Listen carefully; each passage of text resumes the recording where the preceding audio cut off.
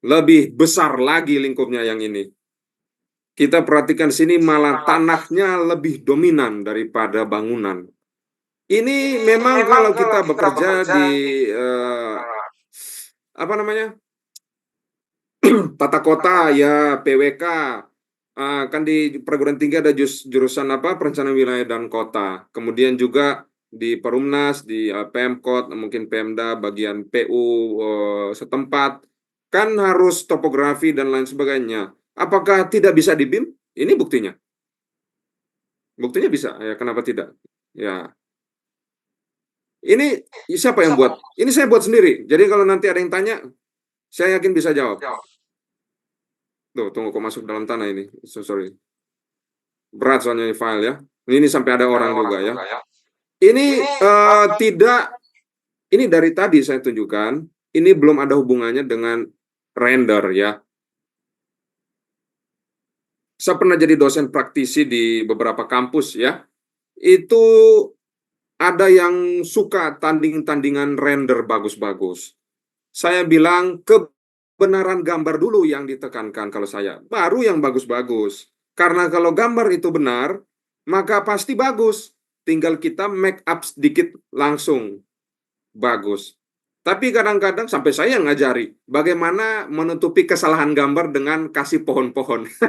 Itu anak-anak senang ya, karena dia nggak selesai tugas di kuliah ya, kemudian dikasih pohon. Tapi saya bilang jangan jangan kasih tahu, saya ngajarin. Tapi mereka gitu sih. Tapi kalau saya yang periksa ya saya tahu lah. Nah ini contoh, ini ada rumah ya, ada mobil juga ya. Ini bikin berat mobil. Yang buat komputer kita berat itu adalah aksesorisnya ini. Pohon, orang, kendaraan. Itu yang buat file kita berat. Itu sebuah tips. Ya, kita perhatikan di sini. Ini yang kuning adalah jalan untuk ini ya, difabel, disabilitas yang tidak melihat ya. Jadi apakah bisa sedetail itu? Bisa. Mau buat sampai per biji paving pun bisa. Saya pernah buat bangunan sempit di dalam gang, itu susah untuk dicor. Bawah adukan semen itu susah. Jadi kemudian bangunan sudah berdiri. Itu susah ya, kita masukkan kendaraan pickup itu nggak masuk karena gang. Dan ada ide bagaimana kalau menggunakan panel lantai. Panel lantai, ya ini juga satu ya, catatan. Di Revit jangan pernah cari batu kali, panel lantai, dan lain sebagainya yang khas Indonesia. Nggak ada. Ini program buatan orang luar. Makanya saya juga lagi menggerakkan, ada beberapa rekan juga, supaya kita jangan mengurangi ketergantungan dengan BIM dari luar. Saya sudah meracik sendiri template BIM rasa Indonesia. Nah, ya contohnya ini LKS. Kan rumah pakai batu kali pondasi. Nggak ada di Revit pondasi batu kali. Mau cari sampai bongkar dimanapun, ya tidak akan ada. Harus dibuat sendiri. Jadi harus dalam belajarnya. Tapi karena kita jurusan DPIB, kita fokus kepada tentu saja bangunan. Kalau kita bongkar software, kita jadi software engineer, salah jurusan lagi. Itu kan ada rekan kita di jurusan IT. Wah, ini ada pecahan lantai ya. Dilatasi tapi kurang rapi. Nah, kita lihat. Tuh, ada sampai pakai parkir sepeda tuh. Ya, kalau yang masih melihat Zoom, ada sampai parkir sepeda. Ini saya buat di mana? Apakah saya pakai, saya cuma buat di Revit ini. Ya, cuma di Revit aja. Nggak pakai macam-macam ya. Kalau memang butuh banyak software, bisa. Bisa kita gabungkan SketchUp ke Revit, Revit ke AutoCAD, Revit ke Excel, Revit ke Microsoft Project, Revit ke Navisworks, AutoCAD ke Revit, SketchUp ke Revit, kemudian Revit ke Rhinoceros, Rhinoceros ke Grasshopper, dan lain sebagainya. Itu saya biasa itu untuk menggabungkan seperti itu, karena kalau kita tergantung software, kreativitas kita cuma terbatas, ini bisa tidak bisa. Harusnya kita yang bisa, software yang ikut kita. Kalau softwarenya tidak bisa, saya langsung bilang, hapus saja software itu. Kan kita yang harus kreatif. Kalau kita kreativitas tergantung software, gimana? Terbalik ya. Ya seperti artificial intelligence. kecerdasan buatan, ChatGPT itu paling sering anak-anak pakai itu. Kalau kita bergantung kepada ChatGPT, nanti ChatGPT tambah pintar, kita tambah ya, tambah apa? Tambah sebaliknya dong. Saya pikir sayang ya kalau seperti itu. Coba lihat, kita perhatikan, ini jalan kayu berkontur. Ini sekali jalan hujan langsung mandi di kolam ini ya. Ini terlalu licin, saya harus kurangi. Tidak boleh selicin ini ya. Itu kan ada K3-nya. Ya, coba kita lihat. Jadi seperti alam, ini hanya berat saja, makanya kaku sekali pergerakan. Berat ya, karena ini saya masukkan full landscaping ini.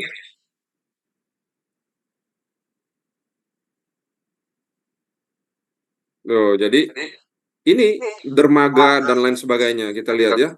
Ini ada tangga di sekitar sini. Wah, ini pemandangan yang biasa orang pakai foto untuk foto prewedding. Ya bisa. Apakah BIM kita bisa pakai untuk proyek tempat wisata? Bisa. Saya pernah membimbing mahasiswa. Dia membuat seperti Changi Airport Singapura. Ya, kalau kita tahu Changi Airport Singapura, itu yang seperti payung terbalik.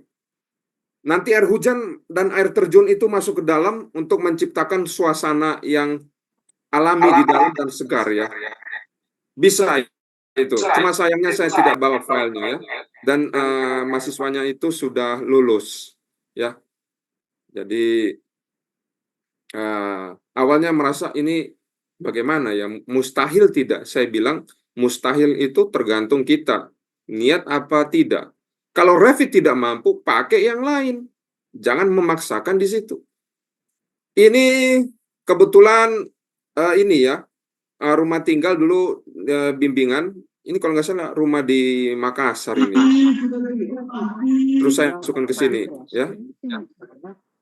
Ini bukan saya yang desain, karena saya kan konsultan BIM ya. Jadi konsultan BIM kadang-kadang bukan kita yang desain, tapi kita yang membangun BIM-nya, supaya kita bisa hitung estimasinya. Jadi kalau kita perhatikan, lihat, pohon pun itu banyak jenisnya. Ini kan macam-macam ya. Biasa kalau kita teknik landscape, landscape itu ada LKS-nya juga loh. Iya kan? Jadi bagaimana lomba membuat taman di sepetak kecil. Bisa. Ini kan pohon tidak hanya satu ya, mungkin ada beringan, mungkin di sini ada pohon apa lagi. Ya mungkin kentangnya, ubi, singkong, segala macam ya terserah. Ya terserah. Jadi intinya kreativitas tidak bisa dibatasi dengan alat ya. Kita perhatikan, lihat di sini ada batas daripada mobil. Hal-hal sekecil ini pun bisa asal memang niat ya. Bisa. Bisa tidak saya keluarkan jumlah lot parkir di dalam tabel? Bisa, mari kita coba. Saya keluarkan sekarang ya. Namanya apa lagi ini? Site ya.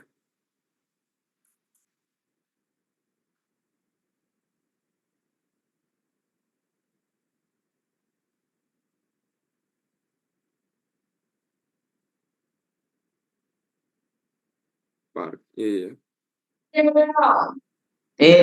Belum. Belum.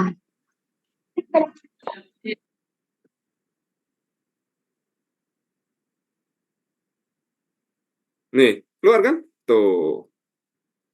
Jadi saya tidak perlu, biasa kan kalau di AutoCAD ya, di AutoCAD itu harus kita menulis ini lot parkir nomor 1, nomor 2, nomor 3. Itu gambar apa? For ten ya, for tender, for construction. Nih, saya kan bisa tahu nih, ini mobil, motor atau apa ini ya? Kan saya bisa tahu di sini. Jadi apa yang saya gambar tadi, saya tahu ini berapa jumlahnya ya. Itu. Seperti itu. Nah, saya bisa keluarkan total. Nanti ini kita lempar di Excel. Bisa, kenapa nggak bisa? Ya.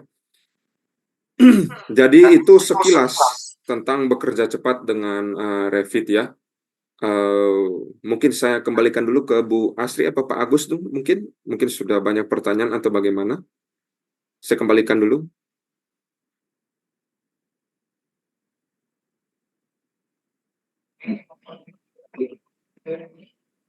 Oke, terima kasih Pak Kris atas materi yang diberikan. Baik, kami buka sesi tanya jawab.